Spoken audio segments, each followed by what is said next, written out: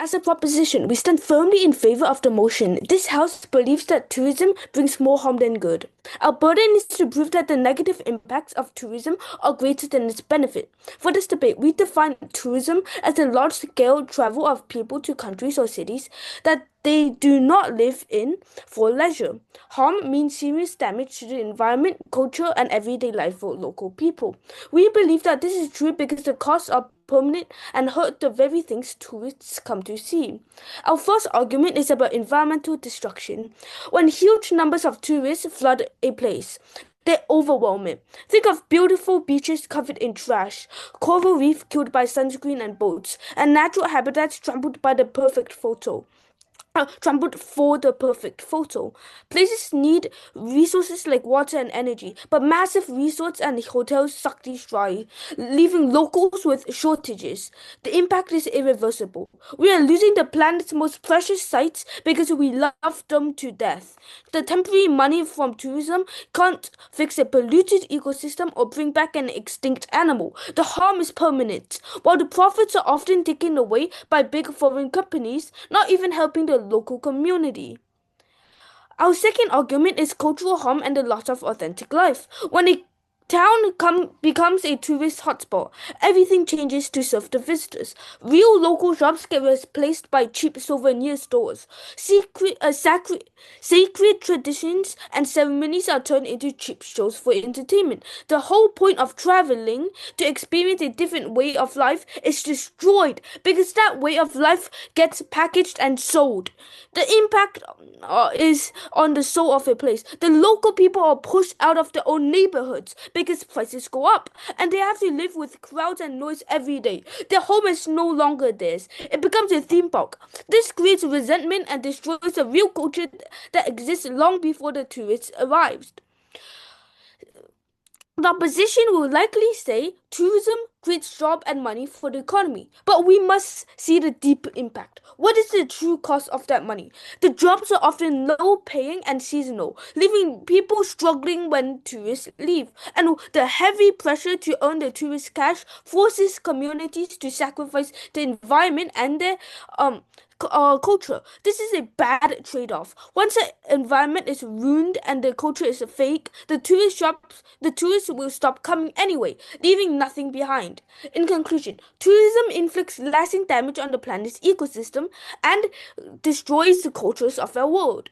The short-term economic benefit do not justify this permanent harm. We urge you to see the true cost behind the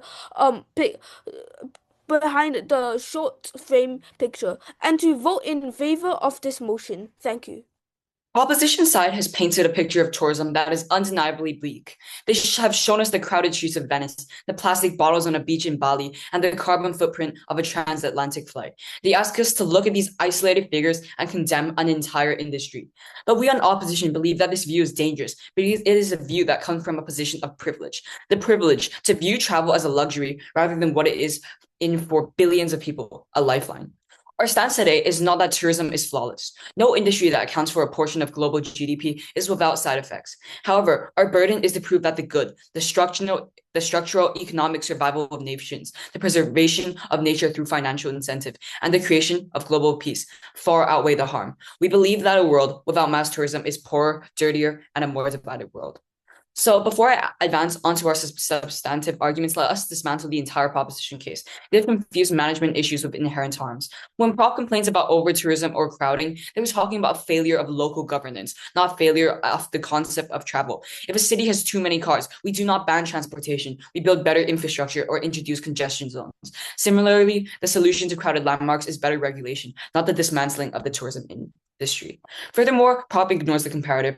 They argue that tourism hurts the environment, but we must ask, compared to what? If you remove tourism from a developing nation, that country does not simply pause its economy, it turns to alternatives. And historically, the alternatives to tourism are mining, heavy manufacturing, deforestation for agriculture, and oil extraction. If we are weighing harms, tourism is often the cleanest, dirty industry available to the developing world. Now I'll move on to my argument, starting with the first one about economic lifeline. Tourism is a huge industry, and it's one of the few industries that transfers wealth directly from rich nations to poor ones without debt or political strings attached. Some layers of analysis. Firstly, there's a low barrier to entry. Unlike tech or manufacturing, tourism relies on natural assets like beaches and mountains or culture. Developing nations don't need billions in tech or manufacturing to complete. They just need to be themselves. Secondly, on the effect, tourists don't just pay hotels, they pay taxi drivers, street food vendors, tour guides, artisans. This money circulates through the local economy many times. Thirdly, this also creates jobs because the tourism industry needs travel coordinators, managers, and more, creating a huge influx of jobs. Fourthly, this leads to diversification. For many island nations like Maldives or rural areas, the alternative to tourism is not high-tech industry. It is often exploitative resources extraction. Tourism is by far the lesser evil and more sustainable income source. On the impacts, without tourism, millions would fall back into extreme poverty. The harm of higher prices is preferable Why? to the harm of having no income at all. No, thank you. Now I'll move on to preservation. Tourism is practically the only industry that offers any financial incentive for preservation. Tourists want to see nature in the other countries. The main incentives to go to many countries is their stunning views. For example, the Kenyan safari. Years ago, poaching was a common problem, and the sheer number of wild elephants were decreasing.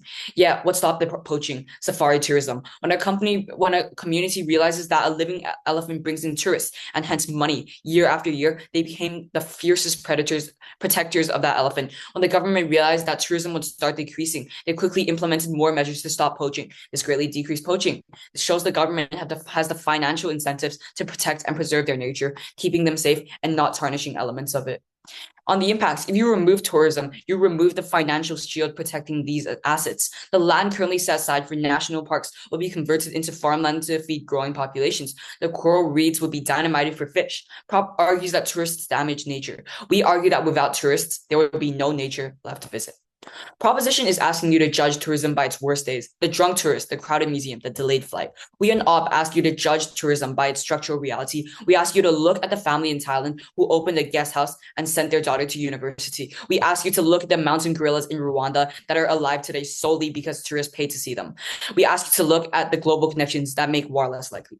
The inconveniences of tourism are real, but they are manageable. The benefits of tourism are existential. For the sake of the global economy, the environment, and cultural survival, this motion must and will fall. Never been prouder to oppose. Tourism is like a big piece of cake brought to the table, but locals don't get a piece while corporations and development companies walk away from it, take all pieces from it. Any means of development in this debate, we believe, should be for the original inhabitants of the tourist area and also the existing cultures and peoples, as they are the largest stakeholders of this debate. Now, first, making a clarification before I rebut and rebuild. This team is not basically trying to hold the worst parts of tourism.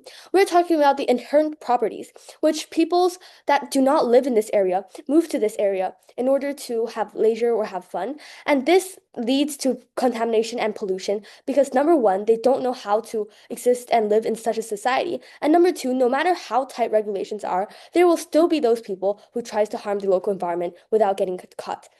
So because of these reasons, now let's firstly move to rebuttals. They said that tourism is the most sustainable way for development because it doesn't need any additional infrastructure and building. However, this is firstly not true, right? Because tourists, they live differently than the original locals. Maybe locals only need to live in simple housings and just can survive and strive in that environment. However, tourists might need luxury hotels, they need destinations, they need very, very pretty scenes to go to, and also well-developed public bathrooms in order to be able to go there. So this new rebuilding of infrastructure is also a cost that we cannot deny, and it will also lead to different types of disruptions of the original habitat of the place.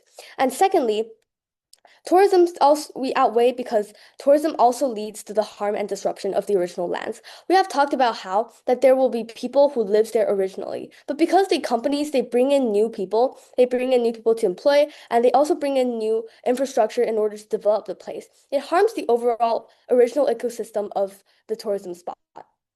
So this also leads to our second rebuttal about economy and income.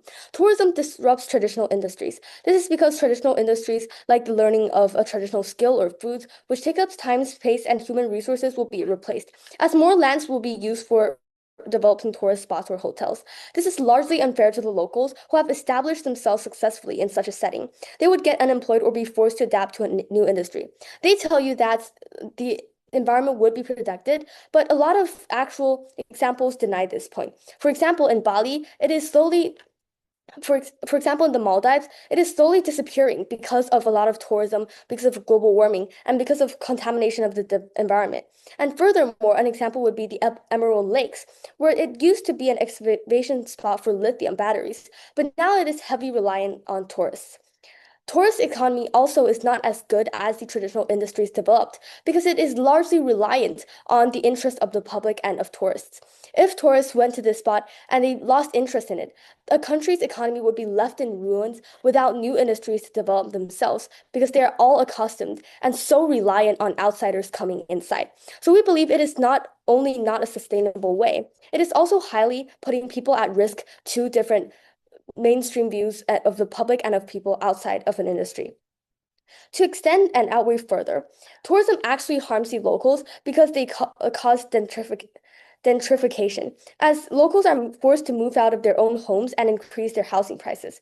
The logic here is that usually tourists have more money to rent for a hotel. For example, they can pay up to 1,000 one night for a hotel, while locals only pay some small thousand for a rent for a whole month. So what will the landowners do? They will start making hotels, they will start renting their homes on Airbnb. Well, locals are forced to increase their housing prices, and locals are forced to be able to move out of their homes and increase whatever prices they have currently. So this is actually very harmful because it leads to a lower living quality for all people living there originally. Lastly, on environment, we believe contamination is going to harm the environment more because it harms all species. So because of these reasons, we believe that Prop strongly wins this debate. Thank you. On the opposition, we believe that tourism does not do more harm than good. Tourism allows crucial and meaningful opportunities for cultural exchange, education, and preservation. It allows people from other countries to appreciate and learn more about foreign cultures, and that enriches their own life experiences. First, I would like to begin with my rebuttals. So, proposition has said that tourism removes local culture and replaces it with multinational or transnational companies for tourists. We disagree with this because, like the proposition has said themselves, one of the main reasons that people want to visit a country is the unique culture. Governments and administrations know better than to remove one of the main incentives for one of the financially largest industries. Proposition has also said that locals do not benefit from tourism as much as they should. Our response to this is similar to the one above. Many tourists are attracted to learning about the locals and their lives. Sure, tourism requires hotels and other accommodations for tourists to be built, but this doesn't mean that local land, businesses, and people are excluded from the economic benefits. In fact, many local entrepreneurs thrive by providing services such as guided tours, authentic cuisine, and cultural experiences, which not only create job opportunities, but also promote the preservation of local traditions. Now on to my argument about how tourism enables cultural exchanges, preservation, and education, benefiting everyone. When people engage in tourism and go to other countries, the main goal is to experience the culture there, how people live, and to enjoy the unique specialties that that place brings. This is one of the main driving forces behind tourism, ensuring the likelihood of cultural exchange, education, and preservation. When people go to different countries, they are bound to learn and experience something new than what they do at home. Back at home, cultural exchange through tourism is powerful. It connects people from different backgrounds through all the different aspects of culture. This includes food, language, arts, literature, and more. The willingness and eagerness that tourists have to learn about another country's culture allows mutual respect and understanding of that culture to be established. This can happen in many different ways. When travelers meet locals, they start a conversation on their daily lives, and that breaks down harmful stereotypes. When tourists see how others live in that country, they develop a respectful attitude towards different cultures, gradually building up appreciation for diversity. Proposition could say that tourism and the exploration of culture creates a platform for tourists to hate, to discriminate, and to promote harmful stereotypes. However, when you acknowledge that most people spend a lot of money, time, and planning to visit a country, you also realize that they most likely aren't there to hate, not there to spread harmful stereotypes. Even if they were, that is a very small, minor group amount of people that will cause the same amount of harm in any scenario, in any context, not specific to tourism or traveling to another country. Tourism also promotes a form of storytelling and documentation of local cultures. Culture from foreign countries is where many artists and writers find inspiration. This is then spread internationally to everyone, where their financial situation or geographical location isn't an obstruction to appreciating culture of different countries. Now let's explore another context. Proposition could also argue that tourism commodifies culture. However, we reject this paternalism. In a globalized world, distinct local cultures are under threat from the internet and Western media, and young people in rural villages often want to leave, to move to big cities and assimilate. However, tourism gives value to this heritage. It gives a young person a reason to learn the traditional dance, to weave the traditional cloth, or to restore the ancient temple, because there is an audience and an income attached to it. It funds the restoration of monuments that governments would otherwise let crumble. Another benefit that geopolitical stability from cultural preservation brings is that it becomes so much harder to demonize a population that you have visited. It creates soft power. Nations with heavy tourism sectors are incentivized to maintain peace and stability because conflict kills the tourism industry instantly. This economic dependence on safety acts as a deterrent against civil war and radicalism. In conclusion, I have given rebuttals to the proposition's arguments and provided an argument about how tourism allows for crucial and meaningful opportunities for cultural exchange, education, and preservation. Ultimately, this debate comes down to a simple weighing mechanism. The harms the proposition identifies, crowds and commercialization, are manageable problems of regulation, but the benefits that we have demonstrated, like cultural preservation, economic survival for locals, and the breaking down of stereotypes, are existential necessities. We cannot banish an industry that keeps cultures alive and puts food on tables simply because it requires better management. The good clearly and overwhelmingly outweighs the harms. Never been prouder to oppose. Thank you. Debate proposition, we see the cost of tourism. Proposition sees the local communities that have been turned into like social media's high-ranking searches. Proposition sees all that environmental damage that cannot be reversed. And in this debate, proposition must prove that tourism on a whole brings more harm than good. So in this debate, proposition has given you two main arguments. Firstly, on environmental harm.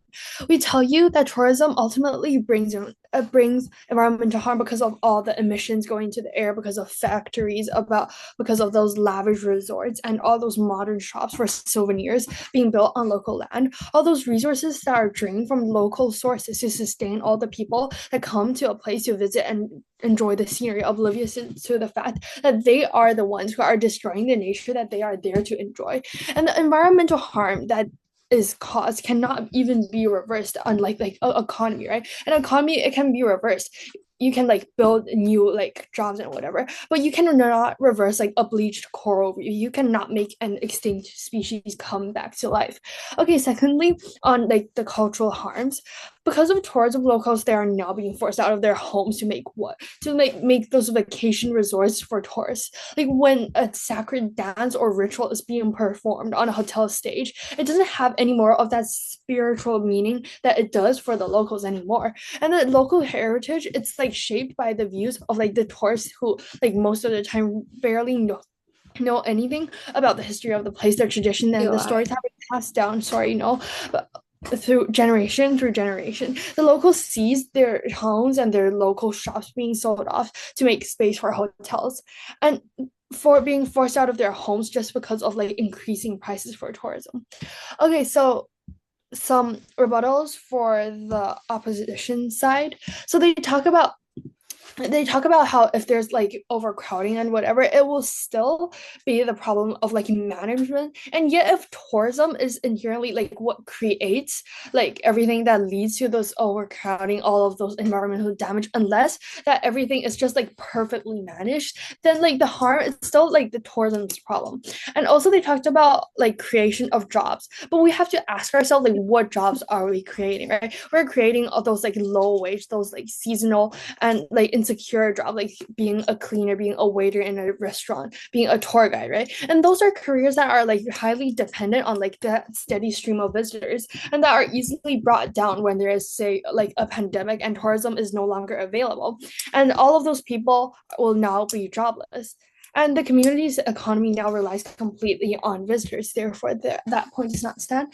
Okay, lastly, a rebuttal on like they say that the tourists go to a place, experience that history, and that is true. And what does that look like on there? So, like in tourism, like what it looks like is as history is like a 1 hour traditional like dance, a traditional meal, a little walk with a guide, right? That isn't history. It's not like what has been passed down like generation to generation for all of these locals, and it creates more stereotypes about a culture instead of less. So what about weighing on the impacts? Sorry, did anybody say anything?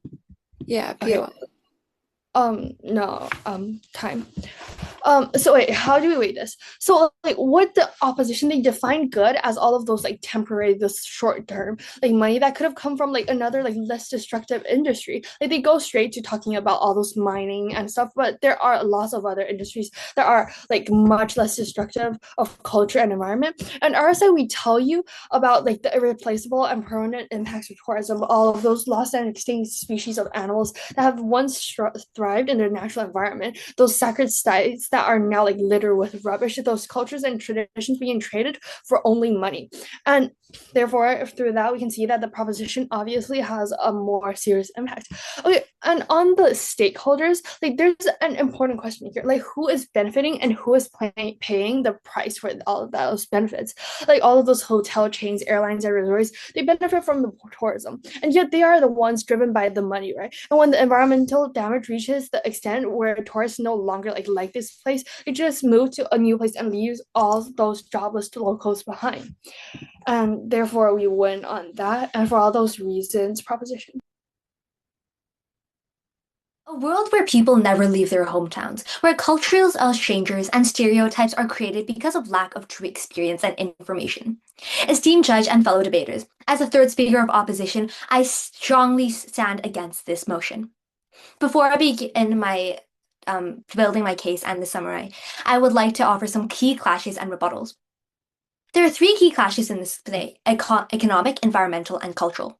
Proposition argued that tourism creates low minimum wage pay for the locals and causes gentrification, meaning that locals get priced out of their own homes, and it's hard for locals to earn income after the tourist season. But as we said from the first speaker, that even with this problem, the volume of money is massive and irreplaceable. Low-paying jobs are better than no jobs or dangerous jobs like mining or sweatshops. Tourism is the fastest way for a developing nation to modernize infrastructure through roads, airports, which also benefits everyone, locals and tourists alike. And if locals don't even have job opportunities without tourism, where would they get their income? Tourism at least offers something, and it's always better than nothing. Proposition argued that air travel emissions are killing the... Sorry, this is protected time. I will accept POIs later. And resorts destroy coastlines, and tourists litter and trample fragile ecosystems. Both our speakers mentioned that the key comparative here, without tourism, that land does not stay pristine because it gets used for logging, farming, or heavy industry, which are much worse. Tourism monetizes conservation, as our second speaker mentioned. And third, culturally. The proposition argued that tourism turns culture into a human zoo. Sacred traditions become cheap shows, and locals are treated like servants in their own land. However, many other factors, like less youth willing to continue the tradition, is killing culture anyway. Tourism, however, provides the funding to keep traditions alive. It creates cross-cultural empathy and also stops young people from fleeing rural areas by giving them economic reasons to stay. I'll accept POIs. Okay, so how do you prove that the jobs brought in by tourism is much more high paying and better than original jobs existing in traditional industries? Your team has argued that with tourism, then the locals have no income after tourism season is over, meaning that they don't have any regular job to be with first, meaning that without tourism, they have no job, no source of income, and that is much worse than at least having a minimum wage job. Now, on to my case. Tourism incentives and funds the preservation of local cultures, traditions, and historical sites because they are valuable assets and that attract tourists and income. And cross-cultural exchanges actually promotes understanding of each other and reduces harmful stereotypes. In a world without tourism, globalization and interdependence is non-existent. People can't be educated with actually experiencing it themselves. Stereotypes become stronger. Local might be in poverty and have no jobs. And the government does not care about preserving traditions and culture. Judge, is this what you call good? In summary, our team argued about culture preservation and government and lack of government regulation being the major problem of proposition, and that can be fixed very easily. We see it as a wonderful industry that we understand has some holes in it, but overall greatly benefits the locals, raising awareness and creates incentives for the government to care and want to fund and protect culture and generates income. Without tourism, let's face reality, the government only cares about money. They don't have any incentive to care about trees or coral reefs. Tourism is one of the few industries that can transfer wealth directly from rich nations to poor ones without debt or political strings attached. The goal is clear, to benefit the locals and their home country. And we want to reiterate our stance. We understand tourism is not perfect. It may have some downsides that can still be resolved with more regulation, but it's a trade-off we should be willing to make to benefit all our stakeholders and protect things that both teams want, except our side actually properly offers this opportunities. Proud to oppose. Thank you. Judge, the proposition side's entire case rests on a dangerous fantasy, a world where if tourists stop coming, developing nations will simply leave their forests untouched and their cultures frozen in perfect preservation. They have judged this debate from a position of privilege, prioritizing the aesthetic purity of a location over the survival of the people who live there. We win this debate because Prop failed to engage with the comparative reality in three key areas. First, the environmental comparative.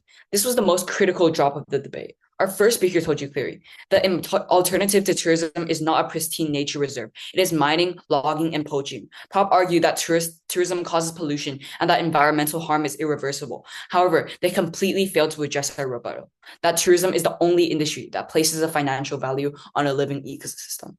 Prop never explained why a developing nation desperate for cash would protect a forest if no one else is paying to see it. When Prop brought up the Emerald Lakes versus lithium example, they actually proved our point. Without the tourism economy making these lakes valuable, the government would extract the lithium. Tourism is the shield that prevents that extraction. We weigh the manageable harm of litter and foot traffic against the irreversible destruction of extractive industries. We prefer a slightly crowded forest to a clear-cut one, and Prop never gave you an alternative that saves the forest. Second, the economic reality. Prop laughed at tourism jobs, calling them seasonal, low-wage, and insecure. They argue that locals are pushed out. Here's what Prop failed to address. For a rural community in a developing nation, a seasonal job is often the difference between poverty and sustenance. Prop vaguely suggests that other industries exist, but he never named one that distributes wealth as effectively as tourism. We told you that tourism is the greatest transfer of wealth from the rich world to the developing world. They failed to rebut this. We win here because imperfect employment is infinitely better than the structural unemployment Prop offers as an alternative. Thirdly, on cultural preservation. They argued that tourism commodifies culture. We argue that it funds preservation. Prop ignored the threat of globalization. They failed to engage with the fact that without the financial incentive to maintain traditional dances or crafts, young generations move to cities and assimilate. Prop worries that cultural change to fit tourist tastes. We argue that without tourism, the culture disappears entirely. Ultimately, this decision is a weighing of existential necessity against manageable harm. Prop identifies problems of regulation crowds and trash. We identified problems of survival, economic collapse, and the destruction of nature for resources. Because we refuse to ban the industry that keeps the lights on and the tigers alive, it is clear that opposition. If this debate is about whether or not we should promote local cultures and help protect local environments, I might have won. However, this debate is about tourism, and tourism is much more multifold and has much more impacts than we can imagine. So even if Prop also concedes that tourism can have certain benefits, we have proven throughout this debate why it doesn't benefit the local people largely.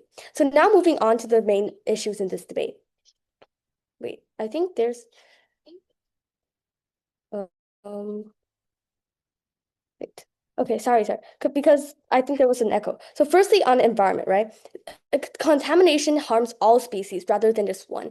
If there is a plastic bottle in the ocean, the microplastics can make turtles dead. It can enwrangle fish. It can kill all the species inside that ocean. So we believe that contamination of this environment much outweighs the saving of one single species just because of interest of tourists. Secondly, we believe economy is important because we have talked about how the how tourism doesn't provide regular jobs at all, right? In the first place, before tourism is developed, people have jobs in different industries. People have jobs to do usually. But after tourism, because the land is spaced out, they don't have that job anymore and are forced to turn to seasonal jobs. And why are these jobs bad, right? Because the industries already bring in some people that are professionally trained. So there's no incentive for companies to hire locals except for some cultural dances and small events. So it doesn't provide as much possibilities to the original locals as it does before.